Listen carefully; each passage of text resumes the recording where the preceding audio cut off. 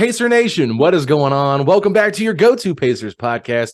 The Indiana Pacers pick up a victory over the Milwaukee Bucks, 126-124, and now currently sit at third place in the Eastern Conference. And here to talk to me about that is the Pillow Man himself, Mr. Chicken Fried Rice, Michael J. Facci. Facci, how's it going? All the above. Can't wait to get to those pillows after we're done recording this. But you know what? The pillows can wait because Alex, oh my God, we did it. We took down the Bucks. Something I'm going to say that, I'll be honest, I didn't think it would happen. But this was a roller coaster of emotions between going up early, 27-9, going down 10, and then coming all the way back and grinding out this win. You were in the building. Tell me what the atmosphere was like. As my father-in-law said after the game, that felt like a playoff basketball game. And it really did. I mean, it was just a different environment. And when you're up close like that and you see the physicality that these guys play with on a possession-to-possession basis, it's totally different than when you're sitting up maybe in the mid-level, or even if you're watching at home, you don't necessarily see how physical the game is. And it was so funny to me because Daniel Tice gets in the game and he takes a nasty blow to the face from Bobby Portis. I think it was like the neck or the face. And I was kind of surprised they didn't review it for a flagrant foul. And Daniel Tice is a pretty quiet guy. He didn't say anything. He just comes back down the court. Bobby Portis looks at him and just goes, "You're soft." I was like, oh my gosh. Like, this is the kind of game that I'm excited for here. And like, Malik Beasley hit a three that like put the Bucks up by 8 points, and he's like talking trash to Ben Mathurin. He even kind of mimicked Ben Mathurin's three sign that he does when he makes a big shot. So I was like, man, this is getting pretty good here, But honestly, it was like I thought at the beginning of the game, like, we're about to just blow the Bucks out. There's no way this is going to happen. This is too good to be true. We're making everything. And then all of a sudden, like we always talk about, water finds its level, and Giannis Antetokounmpo became MVP Giannis in this game and was incredible. There was no answer for him at all. The Pacers tried 6 to 7 different guys on him, and it finally took them double teaming him, trapping him, and doing whatever they could to get the ball out of his hands to finally stop him from just dominating every possession. But 19 to 25, 16 of 18 from the free throw line for 54 points. Woo! Watching that in person, that was fun. Yeah, I mean, you got to see quite the performance, from Giannis. Nearly, so one, I'm surprised it's not a career high for him, but it was also almost a career high for the Milwaukee Bucks franchise. So he fell about 3 points shy of that. But on a night where there was no Damian Lillard, Giannis was nearly enough to just throw the whole Bucks team on his back and walk out of Indiana with a win. But, man, we talked about it earlier. The Pacers, they came out storming in that first quarter. Felt good about it, but you know how it is. No lead is really safe in NBA when the game of basketball is a game of runs. And I felt that is exactly what happened. Milwaukee had their moments. Pacers, absolutely, they threw everything they could at Giannis. I mean, whether it was, Obi Toppin or he got in foul trouble. And then you saw Putty Hield on him at times. And Aaron Nesmith, I mean, everybody was just racking up fouls. And eventually, I mean, I'm not ready for it. We just see that. To me, it felt like the glass shattered. The Pacers broke open that emergency glass. Let's get Daniel Tice in there. They really did. And I tweeted it out. I joked that I imagine, I didn't like that tweet. But, hey, you know what? I liked it. So did a couple other people. Regardless, I felt like, how are you ever going to trade Tice if he doesn't see the court? I mean, it can't happen. Look, it's not that it was, impacting a trade. They needed bodies. And I think at that point, Daniel Tice is someone that you could have thrown at Giannis. And, while he only played 8 minutes, he was the lone positive on the bench. Yeah, so what's really interesting is I was watching Rick contemplate what to do next because they had put Obi in obviously to put him on Giannis to start the half. That didn't work. They put Aaron in. Aaron gets another foul. And he looks and he calls LP, Lloyd Pierce, up to to talk to him. And they start doing this. They kind of start conversing. They got their hands over their mouth. And all of a sudden, they both nod at each other. And then Rick goes, "Daniel." And I was like, whoa, okay. We're bringing in Tice, the Giannis stopper. I there for just a quick second thought, are they about to go to Jarris? I really thought that. But I was like, there's no way they're going to a rookie to guard Giannis at this point. This would make no sense. That wouldn't have been a good idea. I didn't think that Tice made the most sense to guard him, but he was a +0 off the bench. So He didn't come in and cost them anything, but you got to feel bad for a guy like Tice in this moment. And I know this is like probably the least exciting thing about the game. And we're starting off talking about Tice because that's what we do on this podcast. We'll get to the exciting stuff here in a second. But I kind of felt bad for him because usually he plays the 5. And so he's playing next to Miles. Now he's kind of playing the 4 on offense. And he did not know where he was supposed to be at. He kept looking around. Guys kept trying to tell him where to go. And he just kind of like was throwing his hands up like, where am I supposed to be at? So it was a little tough for him to kind of get thrown into the game in the middle of the third quarter. Didn't play the first half at all to get in any kind of rhythm. Hasn't played all season long. Then you throw him in there at the 4. Like, that's a lot to ask a guy. No matter how long he's been in the league, it's just kind of a hard thing to ask him. So kudos to him for coming in and being semi-productive in the minutes he was out there and kind of helping the Pacers just kind of stay afloat for 8 minutes when they had a lot of foul trouble with their better defensive options in Obi Toppin and Aaron Nesmith. So, I don't really think it had anything to do with trading anybody or trying to get the trade value. It was just a joke. I know. I'm just saying, but some people will believe it. Some people will. No, it was just ironic timing of we haven't heard a team really mention, we're interested in Daniel Tice until all of a sudden, hey, he gets in the court. So, look, it was nice. He got a dunk, but back onto more exciting and important things about this game. I mean, when we really look at it, it was, I don't want to say superstar for superstar, but Tyrese Haliburton, once again, just this guy, man. I mean, he's such a gamer. Like, when it matters most, Tyrese steps up, finishes with 29 points, 10 assists. He does it on 10 of 17 and 5 of 9 from 3. This is a guy who last game, kind of struggled from three-point land. I think kind of is probably putting it lightly. And he makes them when you need them. He had a big basket down the stretch, but just overall for the game, Tyrese Haliburton just getting it done. I mean, before we move on to anyone else, anything that you want to say on Tyrese tonight? I mean, when the game was on the line, what did he do? He took a big 3 with about a minute and a half left and put the Pacers up by 1. That's what Tyrese Haliburton does. Countless times already.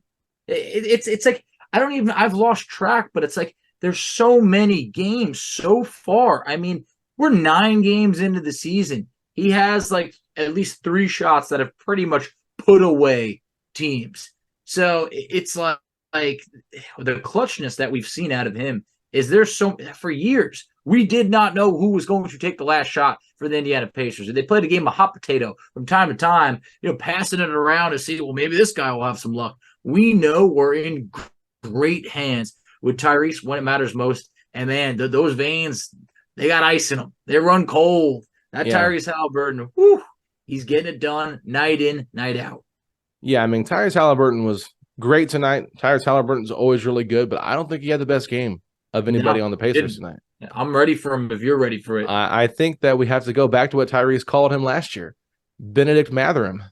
Yes. Bennedict Mather him, right? We got to make sure to put the him at the end of it. I can't say it as good, but that is who he was tonight. I mean, similar numbers to last night shooting-wise, 9 of 18 once again.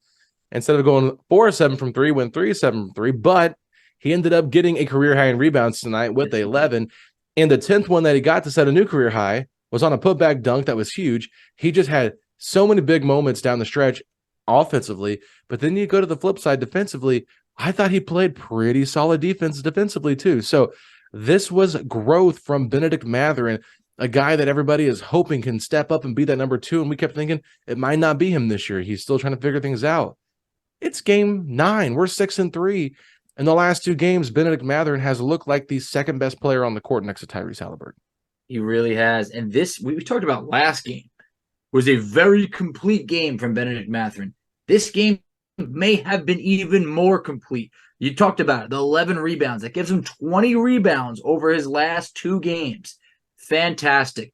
But the steal that he had on Giannis tonight was an absolute moment. Giannis is tired. He's put the whole franchise on his back. He does that spin move, and when Ben poked that ball out, I'm telling you right now, almost got in an absolute fight with my wife because the baby's sleeping. I could not keep calm. I was freaking out.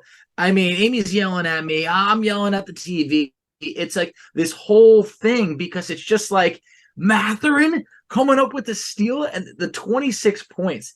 It's just like it made me think that if I could have just imagined that the whole fan base is over here and what we see on Twitter, it was like, look at you guys. Like, do you feel better about yourself now? people saying, get him out of the starting lineup. Maybe we should put him in a trade. This. Mathurin's played his best 2 games of the season, the last 2 games. And what we saw tonight is just full, shades of absolute stardom. And I don't even think shades is the right word for it because he had 26 and 11. But it's like this guy is so special that you need to get him going. And I think that goes back to last game with Rick playing him those extra minutes, the 38 minutes, get him in a groove because tonight Mathurin came out hot. He had, I think it was like at least like 10 points early on, and it might have been 10 points in the first quarter at least.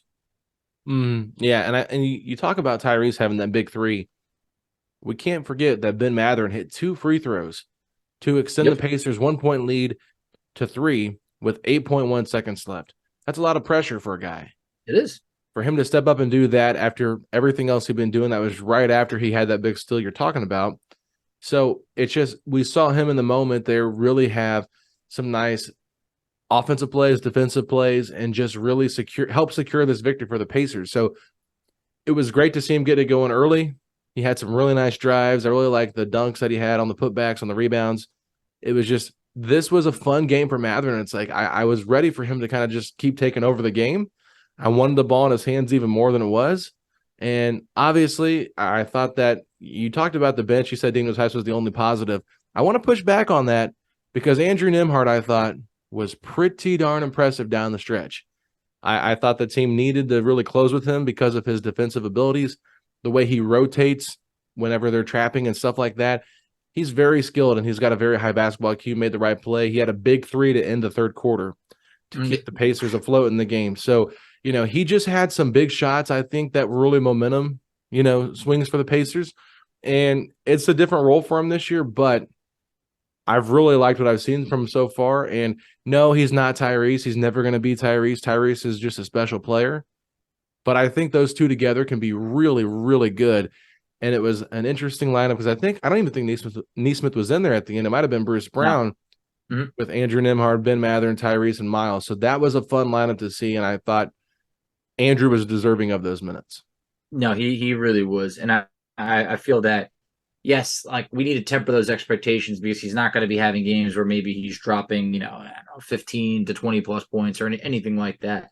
But what he brings defensively, just his smart basketball IQ, it is essential to this Pacers team. He did give 10 points. So I think that for a bench unit that at times is, you don't want to say carried the Pacers, but has been really, really strong for the Pacers.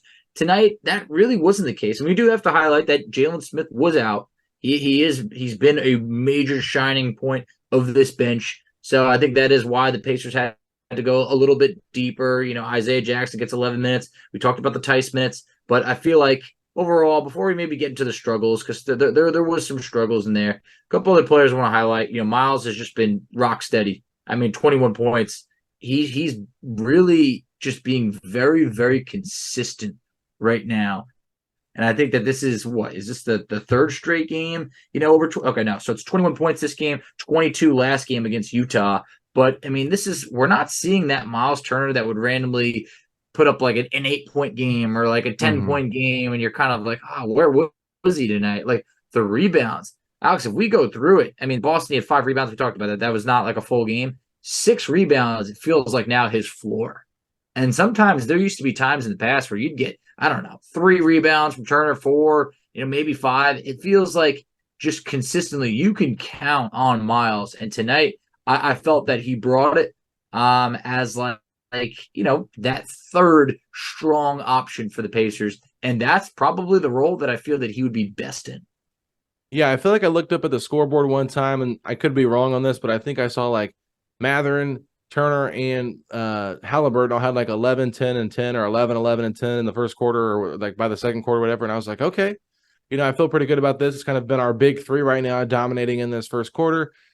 But yeah, it felt like Turner got going early on, and it was like he didn't really add a ton after he got started hot in the first half. But it was just weird because we need to talk about what the Bucks did to get back into this game. And it wasn't just Giannis being Giannis. It was the fact that they changed their defense up and started playing a zone against the Pacers. And the Pacers really started struggling against that zone because, They were attacking them in the man-to-man, and I think this is a Bucks team like we talked about. They have some cracks in their team, and their defense is one of those. And Damian Lillard not playing, he's obviously a great offensive player, but defensively, he's not good. He's not a good defensive player.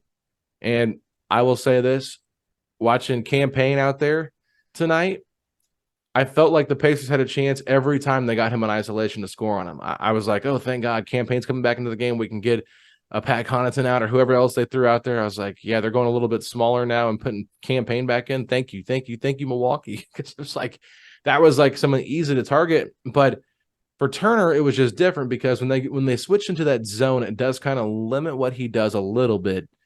And when he was guarding Brook Lopez likes to drag people out of the paint. So that way Giannis can kind of cook.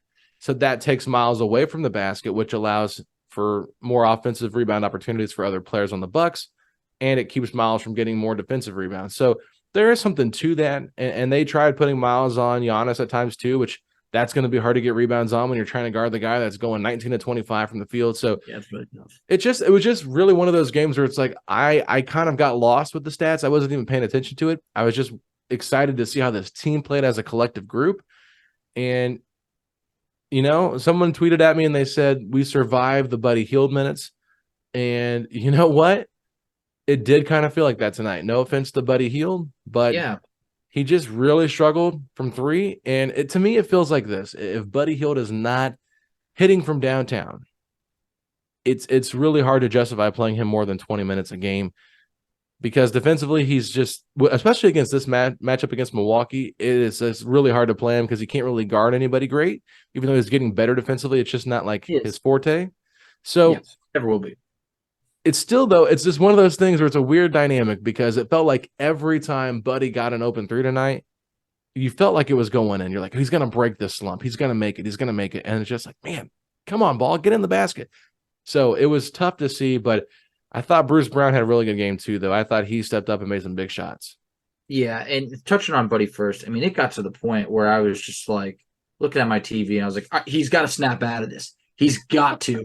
Because at one point, I was. But Buddy was in the corner at one point, and he actually had more time than I think I'd ever seen him have for a three-pointer, and it didn't go in. And I was just like, something's going on. So I crunched numbers over the last two games. Buddy's 8 of 30 from the field. Bad.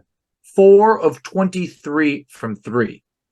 Like, I feel like he's missing so many shots that he's trying to take shots to get himself out of the slump, and it's just not happening. And this is someone that just about an episode or two ago, I mean, I was saying, hey, look, over the last 3 games, Buddy's averaging over 17 points per game. He's really efficient. So it's just like, it'll happen. Yeah, he'll snap out of it. But for the last 2 games, the Pacers have managed to win those games with him, playing on the rougher side. So I think that's awesome. But you touched on Bruce Brown. He's just been doing a little bit of everything. I mean, 11 was great. 9 rebounds, 7 assists. I mean, you got Bruce kind of 2 steals, semi-flirting with a triple-double out there. He did have 2 mega turnovers that really had me like holding my face, just like, oh my God, no. But in the end, the Pacers were able to overcome those. That was great. I think there was some miscommunication. Him and Tyrese kind of both like went for a ball that ended up going out of bounds. And another one, I can't remember what it was. I just remember Brown turned it over. Yeah, well, I'll tell you real quick because I remember these 2 specifically. So the one that you're talking about is where Andrew Nembhard threw the ball up when they were both back leaking out. And Bruce didn't realize Ty was behind him, and so he kind of cut him off to get the ball, which is the right thing to do because if you're not sure who's behind you, you just get the ball.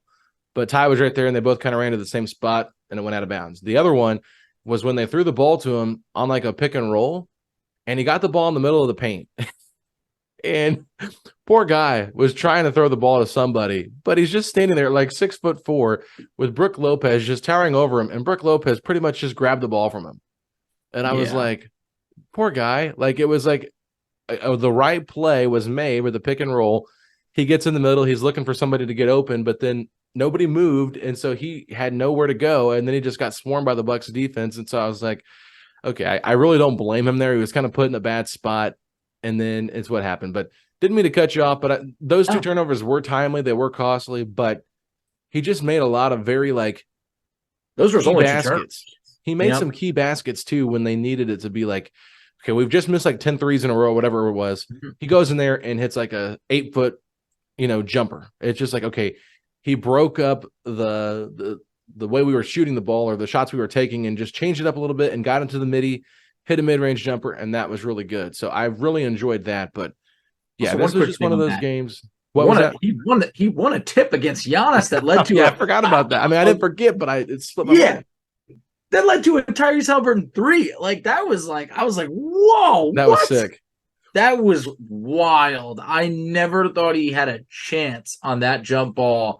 And for him to win it is just like the heart that he's got. I mean, the dog in him. I mean, it was on full display. So I just felt like the starters, I know Obi Toppin in this game. I mean, look, battles foul trouble, only plays 13 minutes. But, the rest of the group, Bruce Brown, Miles Turner, Tyrese Haliburton, Bennedict, Mathurin, they were all at least a plus 14. So I thought that group, those four, and we know that feels like the core four of the starting lineup type of thing. Those four really, they brought their A game tonight. And then obviously, hey, look, on a night where you didn't have Jalen Smith, where you felt like you could have used, his size and the way he's been playing, it's awesome that the Pacers were able to, get by Milwaukee, but also to be able to do it on a back-to-back, to defend the homestand, go 4-1. That's huge. Alex, that's huge. They lost by 1 point to the Hornets. That was their one loss. They could have went 5-0 on this homestand. I know. And it's like, we're in such a great spot where, like, as good as we are, everyone's like, we should be better. We should be. It's like, I know. I get it, guys. I get it. There's going to be some of those. You know who else thinks we should have been better? Who? Tyrese Haliburton. We all feel like we should be 8-1 right now. We let a few get away, but we feel good about where we are right now. Just and like, it's something like this because the game was on NBA TV. So I had someone I hadn't spoke to in forever message me like, "What a win!" And it's like, that is how you can judge other people, paying attention. Is like when you get the games that are on NBA TV and the random nationally televised games, which we only get one of. It's like other people who don't typically watch the Pacers start to pay attention. Like, whoa, like that was an awesome game, or like great win. And it's like that's why we need more exposure, and it's just so hard to be able to get that. But if we can lay down that foundation this year, we might get a couple more of those, games next year. Or if we could just get in the playoffs and other people can see us, like, it's just like people are missing out by not watching this Indiana Pacers team because they are a blast to watch. They can score with the best of them. Mm-hmm. I don't think anyone can really keep up with us. One thing that I love is that the Bucks do not play at a pace that the Pacers play at. We talked about it just before we got on. Giannis was dogging it towards the end. He had a great gassed, game. Man. All credit to him. He was gassed. And when they talked about fast break points coming in this game, I think the Bucks averaged like 10, which was like 29th, and the Pacers averaged double it. So over 20 points per game from the fast break, which was like second in the NBA. So it's like totally different styles. And I feel like on tonight, our style proved to be something we're a little bit more comfortable with. The Bucks, they were not. Oh, you're right about that. I got a text from a guy that's more my dad's friend, but he knows I like the Pacers. And so he texted me and said, that was a great half against a great team. Lillard is out, but it's still good. Greek will be tired in the fourth. He got a workout. Pacers are running. Okay. I said, so I didn't reply because I was busy. After the game, I said, great call. Giannis was gassed at the end of the game. He said, Mathurin made some big plays. I said, best game of his career? Yeah, I think it might have been. I think it was better than last night's game against the Jazz. I really do. And if Rick Carlisle called that the best game of his career, then what's that make this game? I think the best game of his career. So he said, good coaching. Great call to double-triple team the Greek at the end. He's like LeBron. You cannot let him run downhill one-on-one. And that is just basic one-on-one. I really think that the Pacers went to that double team too late. That is something they should have done early on. And it kind of gave me flashbacks of what happened with the Hornets and the Pacers, because that's exactly what the Hornets did to us. They started double teaming Tyrese Haliburton in that fourth quarter, and other shots were open for other guys, but you took away the guy that was doing all the damage. And so we kind of did the same thing to Milwaukee, and we snuck out there with the win. But let's just go back to that third quarter because I felt like Milwaukee was getting all the foul calls tonight. They were getting everything they wanted, it seemed. And Adrian Griffin blows up for no reason. Like he'd been complaining all game, but all of a sudden he just blows up, drops 2 FUs to the referee, and the Pacers get 2 free shots, 2 free technical fouls from Tyrese Haliburton, a 90% free throw shooter. The Pacers win the game by 2 points. Awesome. And Rick Carlisle said it. We can't just look at what happened in the middle of the fourth quarter and say, oh, that's why we lost the game. No, what happened in the first quarter matters. What happened in the second quarter matters. What happened in the third quarter matters. When you get 2 technical fouls and you give the Pacers 2 free points and give them a momentum swing there, hate to say it, but let's be real now. I definitely think that played a factor into it because, yeah, Middleton hit a 3 when it was a 5-point game at the end. You can say that all you want, but still, if not, they're only down by 3 instead of 5. So it's just a totally different game, and those 2 extra points ended up being the difference in the game tonight. And I think this is probably going to be a learning experience for Adrian Griffin, a rookie head coach, because, I was reading into it, and he said a night earlier, Giannis was ejected, and Griffin had promised to be more vocal with officials regarding hits on his superstar. Well, you know what? I felt he probably felt he needed to back up his promise, and in this situation, it was a little bit too much because he gets ejected. He definitely did not need to get ejected. Giannis ended up going to the free throw line. He had almost 20 attempts in this game.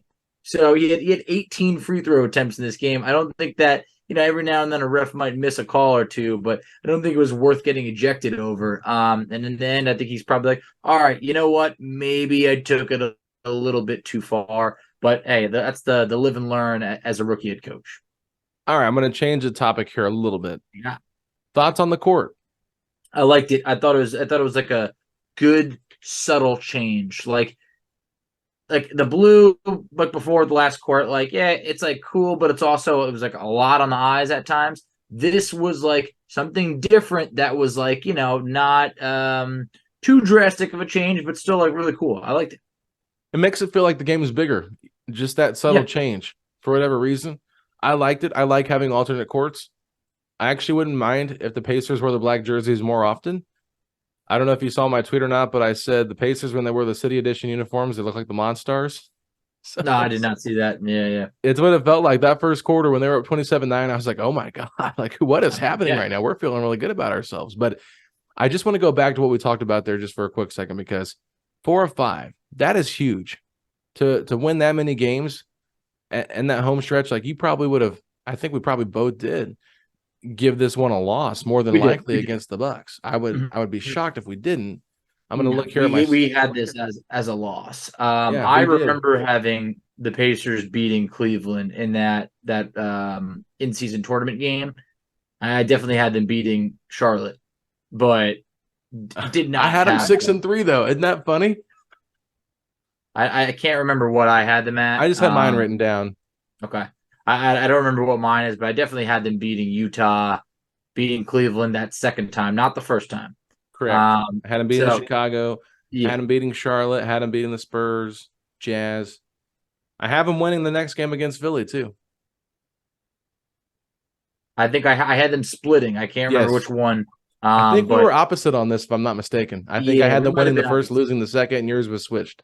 Yeah, I think we were on that, but. Yeah, I guess I just felt like, look, but Philly's playing really good ball right now. That they really are. They got the Harden situation resolved. It's not like a cloud hanging over their head. I think they're playing, better under Nick Nurse. But this is one of those games that if you're going to drop a game like Charlotte where you feel that you should win, or against Chicago, there's always going to be a game that maybe you don't expect to win. And that's that game against Milwaukee where things tend to even out a little bit at 6-3. I finally look. We're never going to finally just arrive unless you win an NBA championship, because even the Nuggets, I feel, don't get the respect that they should. But at 6-3, I think people are starting to pay a little bit more attention. I feel like lately we're starting to hear some things. You mentioned about Bill Simmons. I mean, we had JJ Redick talking about how cool the court looked recently. Beating a team like Milwaukee is very different than beating the Spurs and beating the Jazz. I feel like when you beat a team like Milwaukee, it starts to, and sure, they could frame it, what's wrong with Milwaukee? Or they could frame it as, look at the Indiana Pacers. What do they got going on over there? Hmm. Now we don't want to get greedy because at some point, look, yeah, we're going to lose another game. That's obviously going to happen. We're not going to break the NBA wins record this year, but if we can even go, split those games against Philly, that will say a lot because this is a Philly team that I think is 6-1 or something of the sort. They just took down Boston, so it's a really good Philly team. But I'm up for the challenge. I think that it's going to be nice to be able to get this Pacers team a little bit of rest. That was 3 games in 4 nights, so nice to have a little bit of time off. And this upcoming week, a little bit lighter on the games. So I think Yeah. that this gives them an opportunity to kind of get fresh. Obviously, guys like Jalen Smith, a little bit banged up, and I think for the rest of the team, they're relatively healthy. Yeah, I think they had 5 games in 7 nights. So Yeah, it's a lot. it's a lot of basketball. It's really early in the season, so it's probably more beneficial to have that, heavy stretch of games there back at the beginning of the season when you're still a little bit more fresh. But you talked about it. Now they don't play till Sunday, so they got 2 days off to rest. They play at Philly on Sunday and Tuesday, Mhm. so there's not any travel time. Then they're off until Sunday Crazy. when they play the Magic back at home. So they're going to get 5 days off, and sometimes that can be a bad thing, It usually is. especially if this team's cooking right now. Yeah. So Classic. Always it's works going to out. be a trap game. Yeah. It's like you want rest, but then you try you're like, okay, 5 days? You need 5 days? What about It's a like lot. 3? Like 3 days would have been like perfect. 5 days is like, you don't want to you want to keep your eye on the prize. It's obviously a long season, but I do think that you got to give credit to the NBA, however, the last few years, how much they've changed. Some of these, I remember times there might be a random 4 games in 5 nights, Yeah. or the back to backs where you're traveling to be able to play Philly, and you're not traveling anywhere in between, like you're playing them twice. That's great. Then to have that rest, okay, awesome. Everyone should be feeling great after this. But I couldn't be more excited of where this team's at 6-3. I'm not just saying it because what do we really have to complain about? Like, yeah, the defense, we're gonna be complaining about that all year. We know that, but it's just like to supplement a not so great defensive team, we have an elite offensive team. And some players, the internal growth that we've seen this year is just awesome because it doesn't have us saying like, oh, we need to go out there, we got to make a trade now. It's like, look, this team has still only played 9 games together for the most part. Like Obi Toppin, like he still had a long way to go in regards to getting it going. Bruce Brown's a little bit up and down, but we've seen it has been great. Then we're Yeah. seeing the bench really take those steps forward. I just feel that like we haven't seen the best out of Andrew Nimhard yet. I think that'll come. It's like this team can still get better at this point. Yeah. And I mean, you talk about the defense. Look, Rick Carlisle has been preaching it all year long, and it's been the point of emphasis since the beginning of training camp. It's been talked about ad nauseum. It's kind of annoying to talk about, but It is. love what he said tonight. In the last 3 minutes, we did 2 or 3 things defensively that we really haven't done all year. Our guys did a great job of executing. Look, this is game 9, and they're taking steps forward defensively, and you're getting it from guys maybe you didn't usually get it from, aka Bennedict Mathurin. So it's a group effort. Tyrese is the all-star. Tyrese is the focal point. But you need Ben Mathurin to step up. You need Andrew Nimmer to step up. Miles Turner's got to play a bigger role. Guys just got to find different nights when they're going to be hopeful because, look, no Jalen Smith. It doesn't seem like that big of a loss, backup center, but it really is. I mean, It is. he's a really good piece for that bench. And so having him out with a lower back injury, something that you can't take lightly. And you just never know. Like, you never know when you're going to need to call on Daniel Tice to come in there and give you 8 minutes in a game. Like, I know that sounds silly, but it's just like, this is a profession. Like, I literally have people saying, who is this guy? Where did we get him from? I'm like, yeah, that was in the Brogdon trade last year. Like, I literally had to explain it to like 4 or 5 people tonight because I had to people are give my just, wife the backstory. yeah, I had to do this. Who's that? I was like, yeah, all right, babe, here we go. I had to get into it. It was just like, we cracked the emergency glass. He's out here and like, yeah, give the story. But it helps. It helps to have a deep bench because like if it wasn't for Daniel Tice, yeah, you're going with Jarris Walker. And I know maybe some fans might have preferred that, but how would he have fared in that moment to be like, well, I'm going against it's a Giannis big now? And game. It was a big game, big moment, and he's Put a still rookie in. yet to play any meaningful minutes yet, Yeah. and those would have been very meaningful minutes. I look forward to him getting to that point. Tonight wouldn't have been the night. I almost feel like they would have thrown Jordan Moore out there before they threw out Jarris Walker in that moment. At least Noir would have experience going against That's what I'm Giannis saying. for years. Yeah, I mean, definitely someone that would say, "Hey, coach, like I feel I can do it." I like that familiarity. So, I mean, that's something that he even mentioned about how he felt that he became a better player having to go up against Giannis all the time. So, yeah, that's a pretty good point by you. Yeah, for sure. So, I mean, at the end of the day, this was a great team win. The guys come back, figure it out. They stayed together. They didn't let the Bucks lead get to them too much. They were able to chip away at it and just continue to keep themselves in the game and never got too far down. And that's what you love to see. It's a young team that's growing, getting better. Tyrese Haliburton said they could have been 8-1. They're kicking themselves a little bit forward, and we've talked about it. They should have won that Hornets game, probably should have won the Bulls game. Is what it is. They're 6-3, like you said. They're third place in the Eastern Conference right now. It's crazy to think about. We still have 73 games left to play, so we've still got a long season ahead of us. But if you're a Pacer fan that's been paying attention to what this team's been doing early on, you have got to feel more than ecstatic about what's happening. Now, they've had a lot of home games. How are they going to fare on the road? How do they carry this over without the incredible crowd, the fan base of the Indiana Pacers in the field house rocking it out? This is going to be okay. Who's going to step up and be that guy? So I'm excited to see it. I absolutely love the direction this team is heading in. And we can't say enough great things about how they have just come together as a unit collectively. So any final thoughts on the game before we wrap it up? My final thoughts are just, man, these wins they just hit differently because it's like you're gonna wake up tomorrow. And at least this is how I am. I'm gonna wake up. One of the first things I'm gonna think about is like we beat the Bucks last night. Like yes, and I remember for a while it's like the Bucks they were clowning us. I'll never forget Giannis being on the sideline.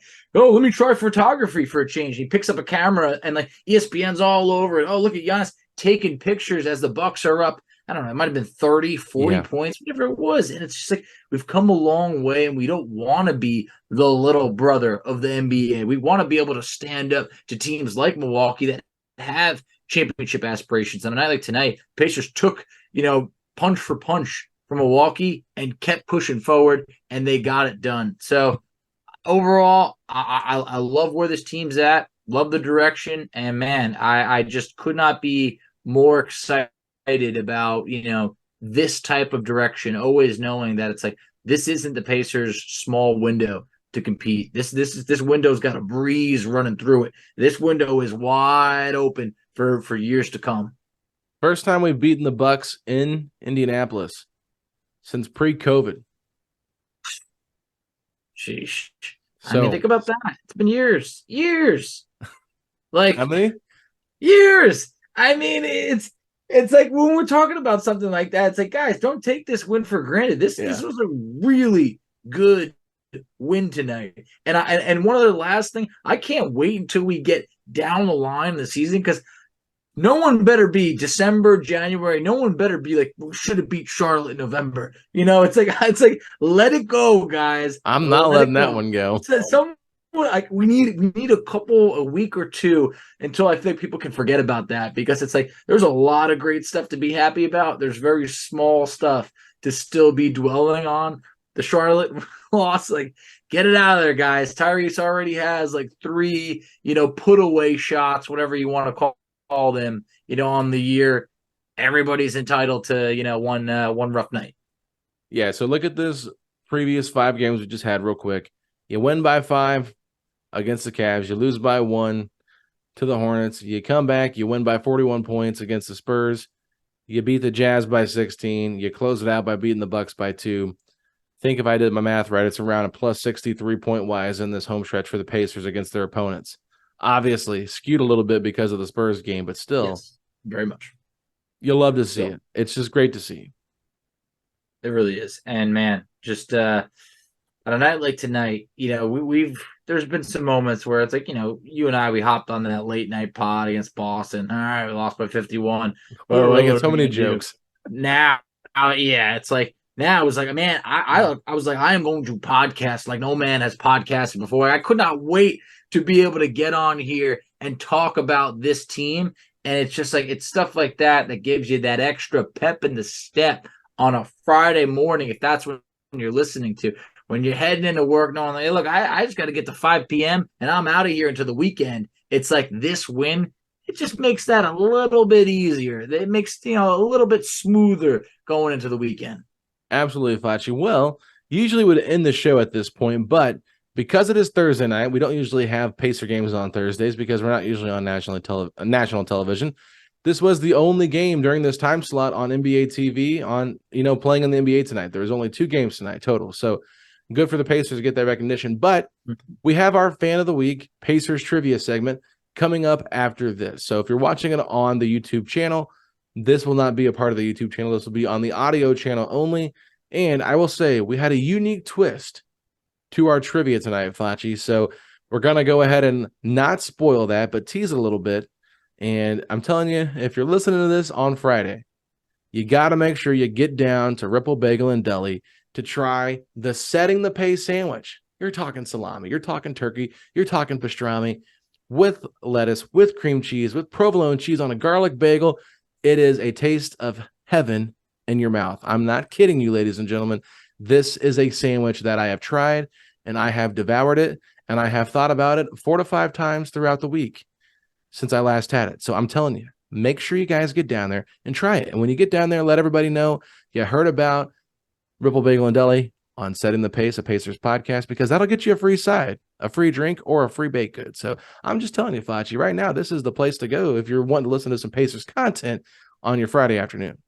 I got to see if they can make one and ship one. I'm dying to try it. I don't know how it's going to work. I imagine the cream cheese might not be, at its best at that moment by the time it arrives in the mail. But I'm willing to roll the dice because I really do feel that that's a really good sandwich. You're making me hungry. I'm just going to, for now, I'm going to have to imagine it, but I'm definitely taking your word for it. We can get one for each of your pillows, Facci, so we'll have 6 sandwiches for you. I mean, that sounds like enough to go around. All right, everybody, we're going to go ahead and take a quick break. Like I said, if you're listening on YouTube, thanks so much for listening. We'll be back on Sunday night with a recap pod. But if you're listening on the audio, stay tuned because we got our Fan of the Week Pacers trivia. See how you guys do. See if you guys can answer these questions and get the answers right before our contestants. We'll be right back after this.